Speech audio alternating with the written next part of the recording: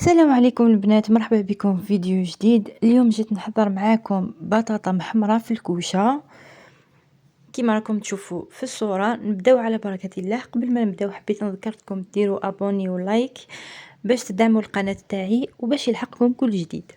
اولا عندي هنايا كمية من البطاطا كيما راكم تشوفوا، راح نديرها في الكسكاس بعد ما قطعتها، قشرتها وقطعتها، وكيما راكم تشوفوا قطعتها شوية خشينة.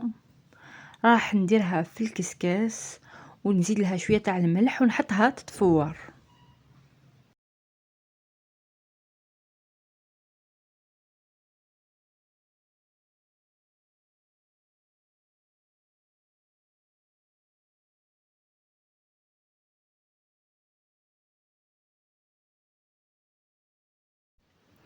فوالا هنايا راح ندير لها الملح كيما راكم تشوفوا.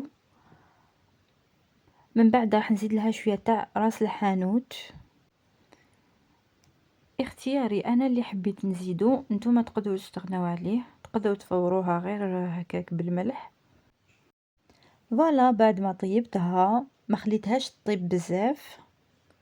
من بعدها ندي هنايا راس ثوم وشويه تاع طماطم اللي رحيتها، راح نضيف لهم شويه تاع الزيت وراح نخلطهم مليح كيما راكم تشوفوا في لا فيديو. يعني كل شيء موضح. صدقوني هاد البطاطا تجي بنينه بزاف وسهله التحضير. راح نزيدهم لهذيك البطاطا. من بعد تقدر تضيفي شويه تاع الملح وراح تضيفي التوابل. ديري واش حبيتي بالنسبه للتوابل.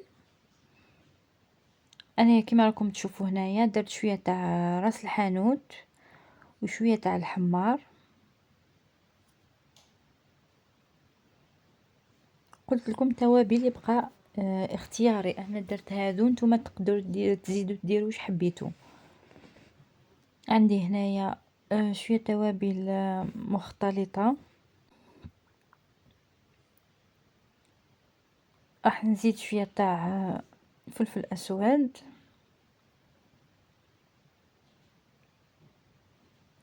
بعد ما كملت راح نخلطهم مليح. فوالا راح ندخلهم للفرن، نديرهم في المول تاعي وندخلهم للفرن حتى يطيبوا.